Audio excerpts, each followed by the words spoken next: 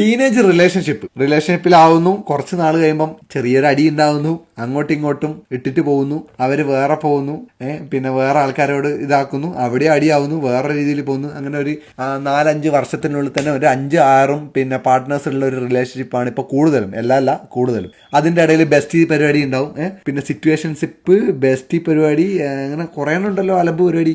അതാണ് teenage relationship. ഒരു maturity ഇല്ലാത്ത ഒരു റിലേഷൻഷിപ്പാണ് ടീനേജിൻ്റെ റിലേഷൻഷിപ്പ്. എല്ലാവരും അല്ല, കൂടുതൽ ആൾക്കാരും.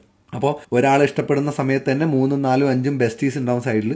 ഒരു പിന്നെ പെണ്ണാണെങ്കിൽ അവർക്ക് കുറേ ആൺ സുഹൃത്തുക്കൾ ഉണ്ടാവും. ആ ആൺ സുഹൃത്തുക്കളാണ് എങ്ങനെയെങ്കിലും ഒരു ചാൻസിന് വേണ്ടി വെയിറ്റ് ചെയ്തുകൊണ്ടിരിക്കുന്ന ആൾക്കാരായിരിക്കും, മനസ്സിലായ?